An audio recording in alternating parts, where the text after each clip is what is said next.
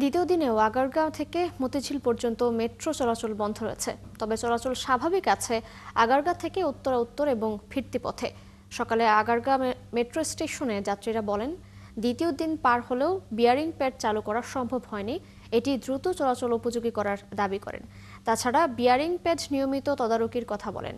যাত্রীরা বলছেন, যাদের উত্তরা থেকে মতিঝিল গিয়ে অফিস করতে হয় তারা আগারগাঁ নেমে অন্য যানবাহনে যেতে হচ্ছে এবং যানজটের কারণে তারা ঠিক সময়ে অফিসে পৌঁছানো নিয়ে শঙ্কা প্রকাশ করেন। নিহতের পরিবারকে ৫ লাখ টাকার বিপরীতে ২ কোটি টাকা ক্ষতিপূরণেরও দাবি করেন কেউ কেউ। আর যাতে এমন দুর্ঘটনা না ঘটে তার জন্য নিয়মিত তদারকির আহ্বান জানান। এদিকে আগারগাঁ থেকে মতিঝিল পর্যন্ত মেট্রো চলাচল আজও শুরু হয়নি।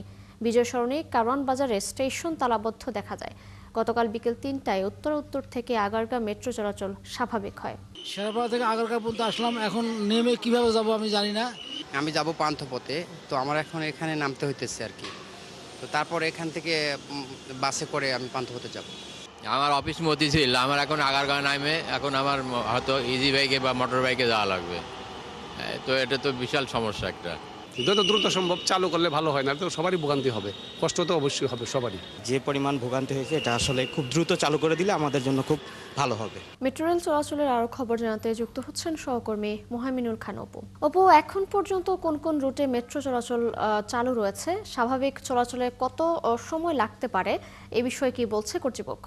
বলেছিলেন যে আজকের ভিতরে তারা চালু করতে পারবেন কিনা সেই বিষয়টি তারা নিশ্চিত দিয়ে না বললেও তাদের চেষ্টা যে অব্যাহত আছে সেটি তারা বলছেন। আমরা বিভিন্ন সূত্রের মধ্যে জানতে পেরেছি যে কালকে সারারাতি এই বেয়ারিং প্যাড সেটির কাজ চলছিল। তবে সকাল থেকে কিন্তু আমরা আগারগাঁ থেকে মতিঝিল পর্যন্ত এখন পর্যন্ত কোনো মেট্রো চলাচল করতে দেখিনি। তবে উত্তরা থেকে আগারগাঁ পর্যন্ত মেট্রো চলাচল কিন্তু স্বাভাবিক রয়েছে। সেক্ষেত্রে কিন্তু চরম দুর্ভোগে পড়ছেন যাত্রীরা বলছেন যে তারা যারা উত্তরা থেকে মতিঝিল নিয়মিত যাতায়াত করতেন সেক্ষেত্রে কিন্তু তাদের অনেকের অফিস রয়েছে পল্টনে, কারো শাহবাগে, কারো মতিঝিলে। সেক্ষেত্রে তারা কিন্তু আগারগাঁ নেমে তাদেরকে বিভিন্ন যানবাহনের মাধ্যমে তাদেরকে কিন্তু তাদের নির্দিষ্ট অফিসে যেতে হচ্ছে।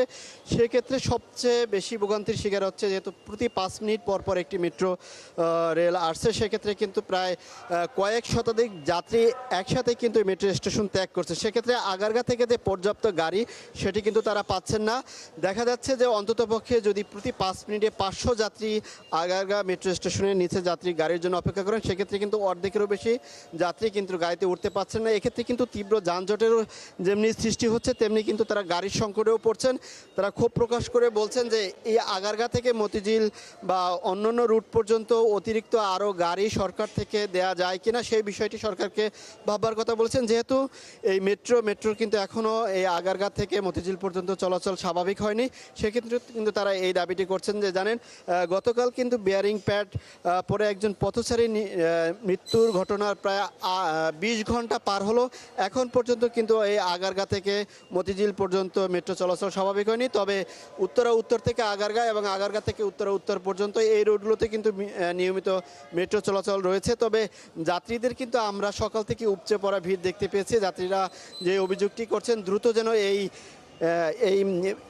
প্যাড যেটি পড়েছে সেটি যেন দ্রুত চালু করে যাত্রীদের সুবিধার্থে চলাচল স্বাভাবিক করে দেয় সেই দাবিটি তারা বলছেন। এছাড়া জানেন যে কালকে এই দুর্ঘটনার ফলে সরকার থেকে কিন্তু ৫ সদস্যের একটি কমিটি গঠন করে তাদেরকে ২ সপ্তাহের মধ্যে প্রতিবেদন দাখিল করতে বলা হয়েছে। তবে এই দুর্ঘটনায় ৫ লাখ টাকা ক্ষতিপূরণ সরকার থেকে দেওয়ার কথা বলা হলো। সাধারণ যাত্রী এবং জনগণ তারা বলছেন যে একজন মানুষের মৃত্যুর ক্ষতিপূরণ কখনো টাকা দিয়ে হয় না, তবে যদি সেটি দিতে হয় এটি অন্তত পক্ষে তাদের ২ কোটি টাকা ক্ষতিপূরণ দেওয়ার দাবি করছেন। এবং যাত্রীদের সবচেয়ে বড় কথাই হচ্ছে তারা যত দ্রুত সম্ভব এই মেট্রো চলাচল আগারগাঁ থেকে মতিঝিল পর্যন্ত স্বাভাবিক হবেন, ততক্ষণ পর্যন্ত তারা কিন্তু এই ভোগান্তির হাত থেকে মুক্তি পাবেন, এমনটাই কিন্তু বলছেন। অপু, ধন্যবাদ আপনাকে যুক্ত হওয়ার জন্য। আপনি খোঁজখবর রাখতে থাকুন, নিশ্চয়ই ফিরবো আমরা পরবর্তী সংযোগে। দর্শক, দুর্ঘটনার পর মেট্রো রেলের চলাচল খবরাখবর নিয়ে যুক্ত ছিলেন আমাদের সহকর্মী মোহামিনুল খান অপু।